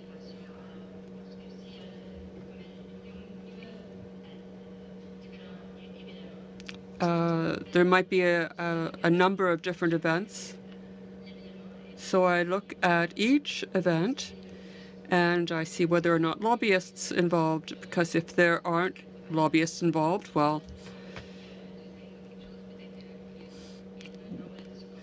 there might be various circumstances, but I look at each case, each event separately, and then I look to see if someone has gone to an event, has been at an event and paid funds, paid money, as he or she has the right. As per the Elections Canada Act. Puis l'autre chose pour moi, c'est parce que c'est l'interdiction sur le politique et le lobbying, c'est que je dis. And the other thing is the politics of lobbying, because there are political activities, and sometimes there are political activities one undertakes under a sense of obligation. So there again, I have to look at the circumstances, because there are some activities such as there are certain funding activities where there is no sense of obligation created on anyone's part. So we have to look at everything separately and see if there has been lobbying, if there have been lobbyists, and we have to look at what's happened in each separate circumstance. Thank you. And when we heard from the Privacy Commissioner, or rather the Conflict of Interest and Ethics Commissioner, so when you step down, will your investigations continue? Will these cases continue to be investigated? Yes, well, before me, there was the Registrar of Lobbyists. There were certain cases, certain investigations. And once I got into the position, these investigations became mine. So for my successor, it will be the same thing. Things that are underway, they will finish the work and make decisions with respect to what's at issue. I'd like to hear you speak a little more about your discretionary role as Commissioner. And I'd like to know about, you have a discretionary fund, because at the end of your presentation, you said that in the near future, the available discretionary funds would be would drop over the years, would be decreased. Now, do you think your budget should be increased? What do you think can be done to help you in your work? Well, this discretionary fund is about 8% of my budget, 8.6% of my budget. But what we've learned over the years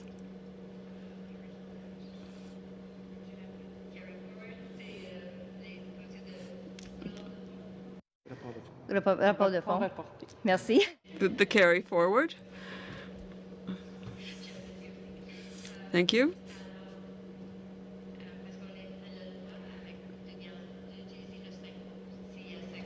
Because if there's 5%, we can put it into our budget. And this has also decreased a bit. It's been reduced. Now, with the various government services, it might be more effective for the government when they give money to certain organizations. Sometimes that impacts my budget. For 2018-2019, now, if I've understood, moving will cost $2 to $3 million. So I don't know what the exact amount is yet, but I think it's about $300 million.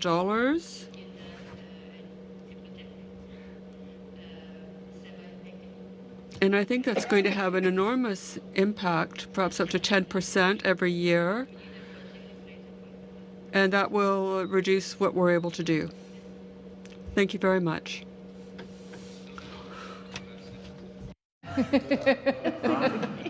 So very generous. Mr. Assassi for... Thank you, Mr. Chairman. I, in turn, Commissioner Shepherd, wanted to join my colleagues in congratulating you for your 10 years of public service as a commissioner. Now, my first question had to do with convictions under the Act. I understand that this year we had 3 convictions, and in total we've only had 4. So what would you attribute the increase in convictions to? Well, over the years, I have referred, since I became commissioner, 14 files to the RCMP, and for a variety of reasons, some of them were returned, and I decided if I had reasonable grounds to continue with code investigations. The convictions this year, I mean, they were at the last 7, 4 of them have led to convictions, and 3 are still with the RCMP.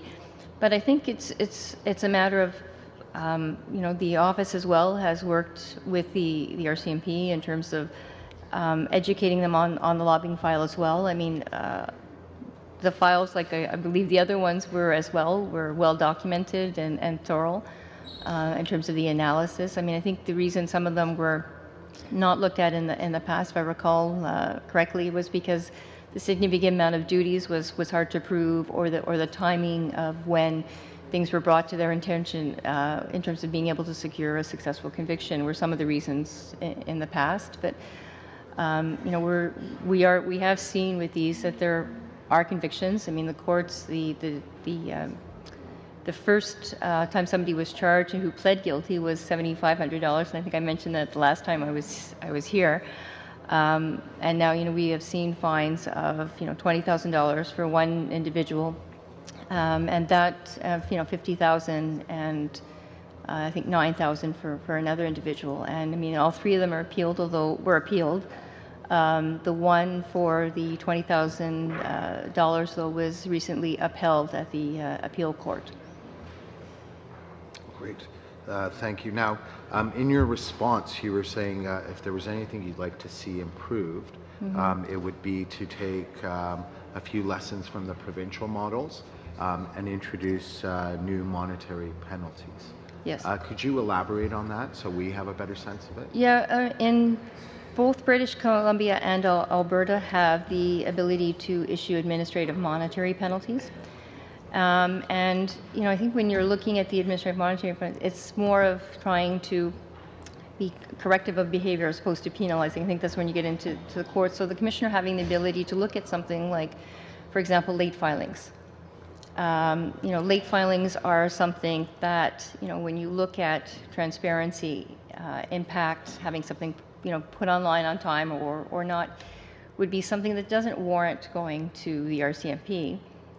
Which is why, I introduced the, educating and monitoring, and we do follow up after a year and monitor those individuals that were subject to education and monitoring. But if somebody was to continuously be a repeat late filer and was, had a number of monthly communication flips where they were late, I still don't see that there's something that the RCMP would probably go after, because when you look at it, at the end of the day, transparency is achieved. The registrations are up on the website. But I think from looking at a stronger regime, having the ability as, commissioner to say, hey, there's a penalty here if you continue to be late. I mean, I would see continuing to use a lot of the methods we do now in terms of, looking at each case, determining the merits is the appropriate measure to, educate and monitor. I mean, I think that for me would be. I've also seen the City of Ottawa using what they call compliance agreements now, and that's where, as I understand it, both parties agree, one, that yes, there's been a breach and they endeavor not to do it again, and the commissioner agrees that they will not proceed further, and so there's a signed agreement. So I mean, these, and Elections Canada, I believe, uses something as well. So that's like another avenue. So when the Act is coming up for review, I mean, I think those are examples where the Act could be strengthened on that side in terms of helping the Commissioner out with having a better continuum of tools. No, that makes eminent sense. Thank you for that. Now, I noticed that the position of Deputy Commissioner is vacant. Yes. Why is that, and when do we suspect to see changes there? He decided that I think when it was time for retirement is the short answer. He enjoyed what he was doing, but it was time to retire. I felt that with the new commissioner coming in, the importance of the deputy position is huge, and so usually you want to be able to choose who your own deputy is, because somebody that complements you and so on. So for that reason, I didn't commence a staffing process. In the short term, we're managing well. I've got the direct reports reporting to me. Charles has thankfully agreed to take on the role of Chief Financial Officer, and the managers that we're reporting to the deputy have stepped up to the plate, and my other executives in their programs have done so as well. And so from that perspective, and I was asked as well about transition. I think understanding the deputy commissioner's position even better on a daily basis will help with the transition, because I'll be able to brief the new commissioner on what the deputy was doing, and what they may want to maintain or change will be up to them. But it's giving me a better focus into some of the stuff that's been taken off my plate on a day-to-day basis. Absolutely. Thank you for that. Now, lastly, you alluded to OECD comparative studies of how each jurisdiction is doing. You did note that generally speaking, we do well in all areas. What were the areas where we weren't doing so well? And would you suggest that the OECD didn't really understand our regime, or is it that there are improvements that could be brought? Well, we score very high with the OECD because we meet all of the 10 principles that they have outlined for a successful lobbying regime. All of those have been met in terms of, the education, ensuring that there's a website that's visible. But when I look at what I've seen within Canada and what some countries are considering, it really, the consequences that I've mentioned are one. I mean, in terms of the continuum of consequences for those breaching. The other thing in looking at transparency, I mean, I think the monthly communication reports have improved transparency, and that is noted. What I have said personally in front of this committee that transparency could be improved is by having those actually attending the meetings. The law says the lobbyist being listed. At this point, it's just the responsible officer. I think the oral and arranged, maybe removing the arranged part out of the meeting, would allow more offices, like more, more encounters to be captured. Okay, thank you very much, Mr. Assassi. We'll now move to the 5-minute round, and we'll start with Mr. Kelly, please. Okay, thank you, Mr. Chair, and thank you again, Commissioner. And I expect this may be the last time we have you here, and it's been a pleasure to have you in the past.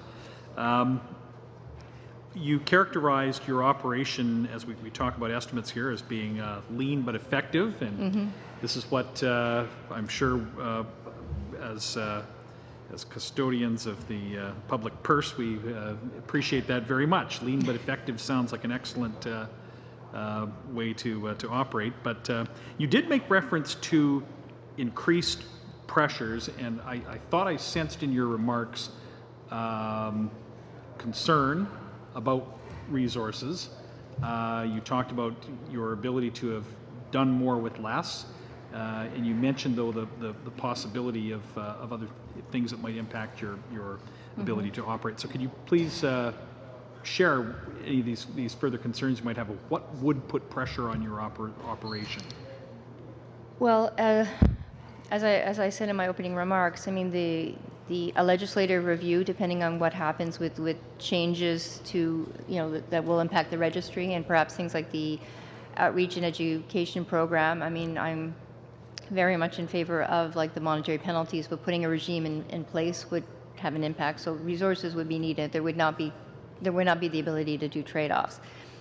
In terms of pressures like the lease of the office, being up in June 2019 and having to move, will have quite an impact on the budget, especially if we're looking at the fact that if having some kind of mortgage or whatever that we're paying back will that would likely, I hope, be a one-off scenario that could be addressed in a future estimate situation. But from an operational point of view, what concerns would you?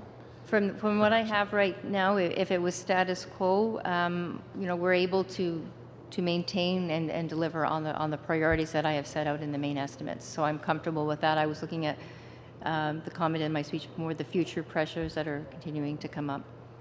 Okay.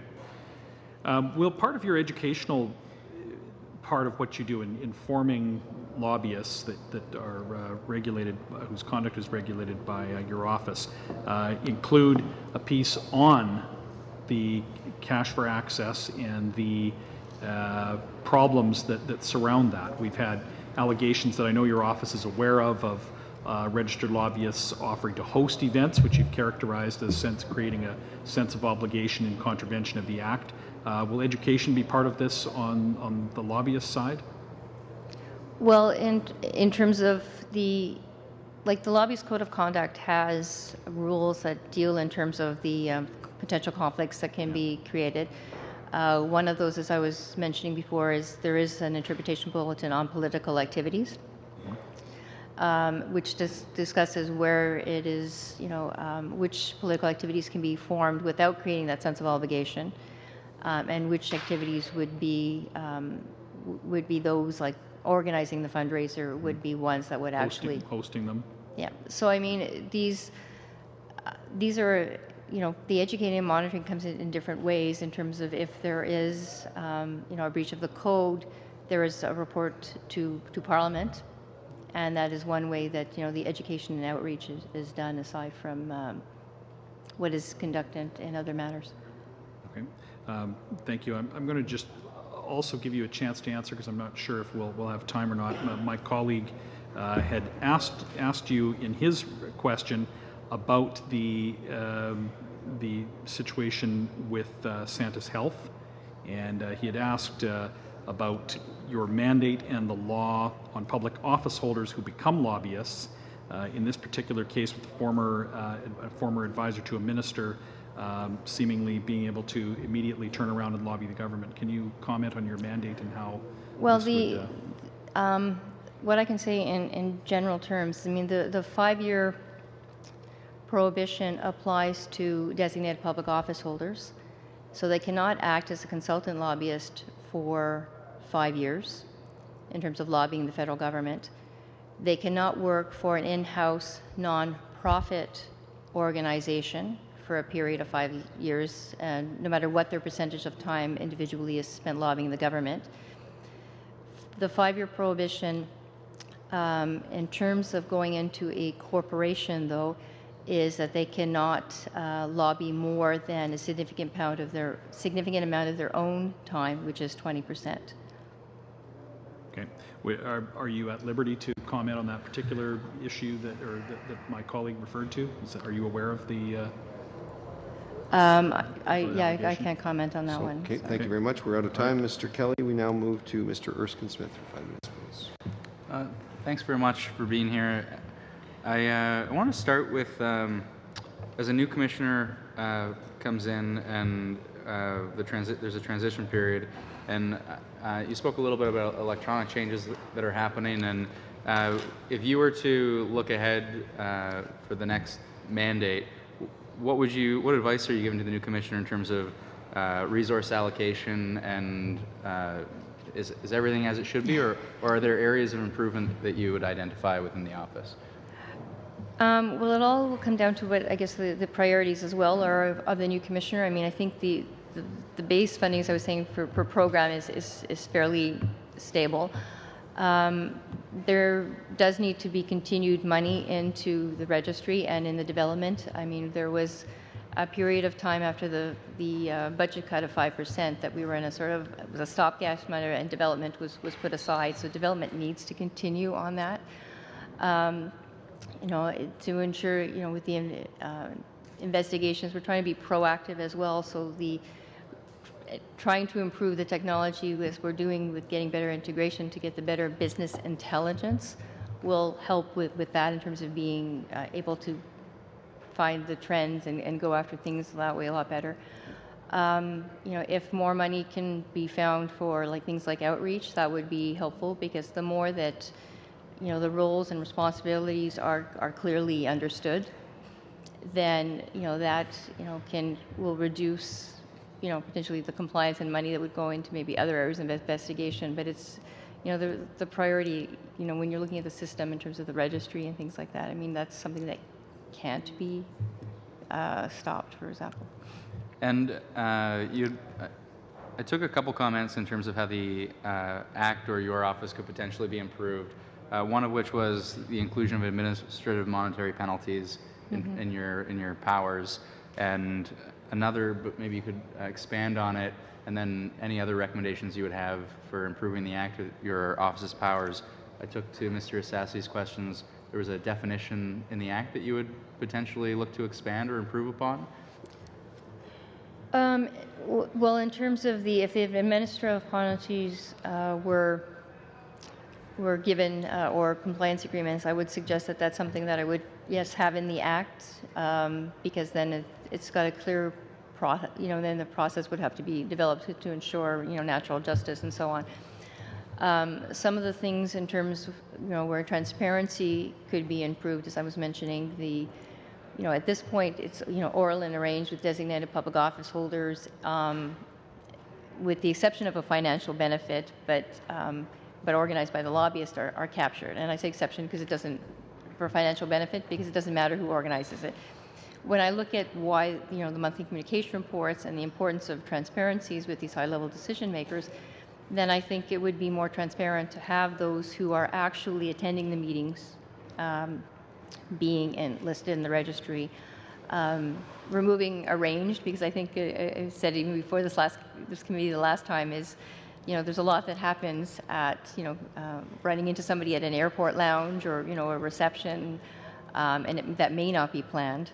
And if it's not planned, then, I mean, that could be some good concentration of lobbying. So I think if the encounters are important, that would be something that I would suggest.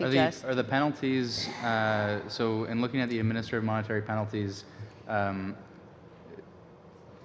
in terms of the size of the penalties, do you think that the current penalties that exist, the current sanctions that exist, are they effective enough, or you would see the administrative monetary penalties like I would see it sort of penalties are complementing, because I think it would have more of the continuum. So right now, like for summary convictions, it's, you know, the maximum of $50,000, $200,000 for indictments. Yeah. But, you know, and educating and monitoring, if I'm looking at, you know, the fines on one, but there's nothing in between. So something, you know, when even my colleagues I was mentioning that have it in the provinces have a maximum, I believe it's up to 25,000, and then there are penalties that would still go to the courts. So it would not be replacing it, but, you know, it would be, you know, with clear criteria, maybe the discretion of the commissioner as to whether it would be something that could be handled within the administrative monetary regime, and not something that has to go forward to the RCMP, who then again have to investigate the issue, and then it has to go through the prosecution. So it's more costly, but I would not remove it, because there are some things that might warrant things going that far. Okay, thank you very much, Mr. Erskine-Smith. That ends that 5 minutes. We now move to Mr. Genereux, please, for 5 minutes. Wonderful. Thank you very much. Again, so following up on some of my questioning, you'd mentioned the media monitoring. Do you mind explaining a little bit of what you do with the media monitoring, and does that include question period as well? Well, it's anything that could be brought to my attention, but media monitoring is actually something that's done like on a daily basis to see where there have been references to to lobbying that occurs. Further analysis is then done to determine, because sometimes the word can be used quite loosely as to whether there are individuals that are paid within the organization. Is it provincial? Is it federal? Depending if it's like organizations or corporations, we may end up sending out advisory letters to the individual to make sure that they're aware of the act and let them know that they're in compliance. So those are the kinds of things. So it's any manner that things might be brought to my attention. Okay, so you wouldn't necessarily open an investigation out of that? You'd need a request for investigation, or would you do that based on some media monitoring? I mean, well, to look into a matter, no, I can open something, but as I was mentioning before, like it has the continuum of going through. So when an allegation is brought to my attention, whether it's been through media monitoring, a complaint, some other means, the first thing that is done by the investigative team is to assess whether it falls within the mandate, because we have had things where it's not my mandate, it's a colleague's mandate, or it's a provincial matter, for example.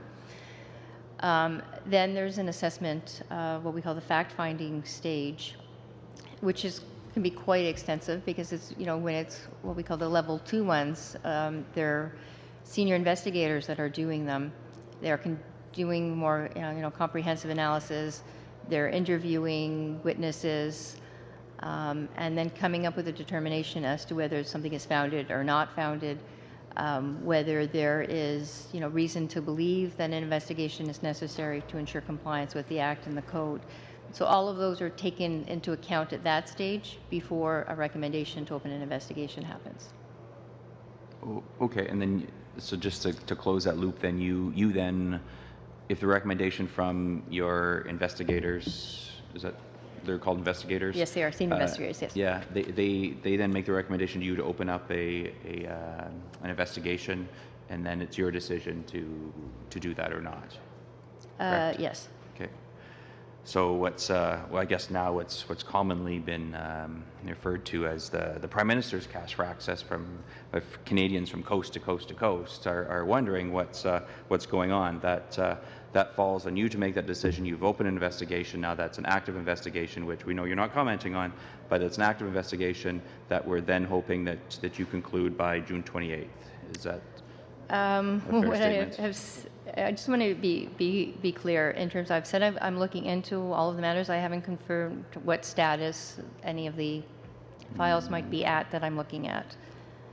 Okay, I tried, Commissioner. Yes, I want to talk quickly about, we've talked before with you, we've talked before with some of the other offices about the combining of the offices. And this may be, again, I'll pile on the accommodations. It's been great to work with you in the last 10 years or so. I commend you for your public service.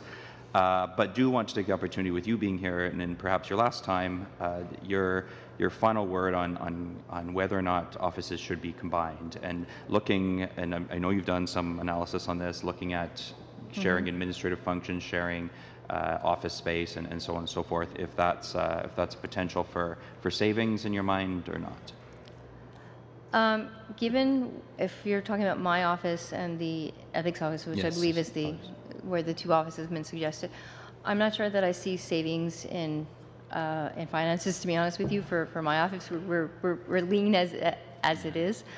What I have said before the committee is I think the two offices, where there is overlap, the two offices could work better together in terms of maybe setting up an MOU or looking at, if it can't be established under the two legislative changes. I've seen it work well in the City of Toronto between the two equivalent offices. And provincially, there's some examples of that. Yes. Yeah. The City of Toronto has had it working quite well. I mean, I think the thing as well is in prior to 2004, the two offices were together, but it was there was a court case that found that because of the two roles, that there was being under one regime, that there was institutional bias. So in merging them, that would have to be something that is looked at. Okay, thank you, Mr. Généreux. Monsieur Dubourg, vous avez 5 minutes, s'il vous plaît. Merci, Monsieur le Président. Thank you, Mr. Chairman. I'd also like to greet the two of you. Now, I know you've been in your position since 2009. Your position has been renewed. Now, in your brief, you said, since I've been commissioner, I've undertaken 73 administrative examinations. So since 2009 to today, it's 73 examinations you've conducted.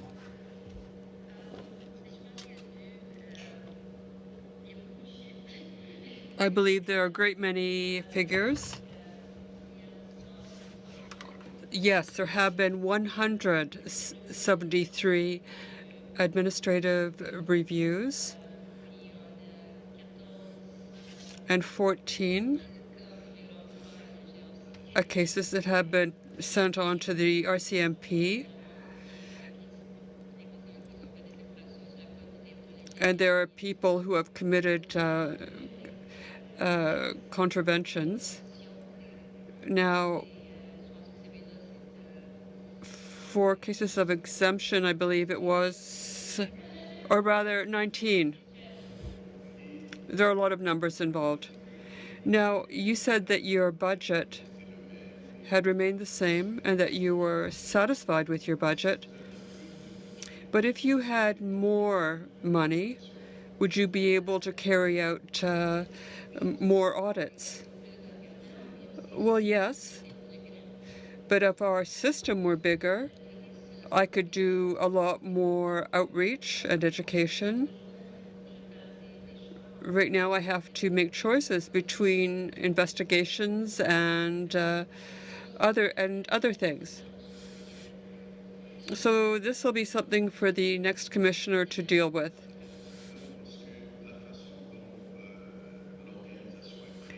But the way your organization has been presented, you talk about 7 employees per department. You said in your brief that you'd done so much outreach and education that the number of registrants has increased. So what is your workload? Just how many case files do you have right now, lobbying case files? Because I see you have 7 employees who deal with people who are registered and people who deal with auditing.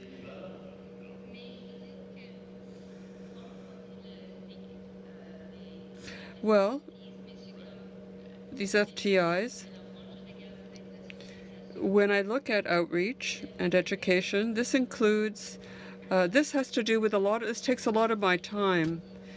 So I say I have 7 employees, but these people who work there, only one of them is a communications officer. He does a great deal of work. I have 2 people who work on policies, another who works on communications, and on the communication and policies. Even my lawyer is conducting outreach and education. Well, about how long does it take to conduct an investigation? You said you had 7 to 8 investigators. Well, I can't give you an exact figure or an exact amount of time because it depends on whether people go along with the investigation. It depends on on how available people are for interviews. It also, it depends. If there's an investigation, it's one of 2 things. If it's an ethical matter, then I am in charge. But if it's an investigation that goes to the RCMP, it can remain with the RCMP for several months, even a few years. And the other thing, and there was a speech in Parliament, I think the Act requires that someone has to have the time to respond. I think it's 30 days. Sometimes they've asked for an extension and I have granted it. We're over 5 minutes, Mr. Dubois. We've gone a little bit beyond the committee sitting time, but we wanted to give make sure everybody, we got the full rounds of questions in. Madam Commissioner, thank you very much for, I'm sure this is going to be the last time you appear before this committee in your official capacity, much like the Ethics Commissioner who was here before you. Just want to wish you all the best and thank you for your years of service. As I said to her, I'll say the same to you, it's not easy to be in the crucible of Ottawa in a high-profile position, and you've conducted yourself, and your office has conducted itself in an admirable way. And we thank you for your years of service, and wish you the best. And we know that we can call upon you in the future to bring, shall we say, allow you much more free range to discuss some of the things that you'd like to discuss as you continue to guide future parliaments as we improve ourselves on a continual basis. So thank you very much. Colleagues, we'll see you all on Thursday.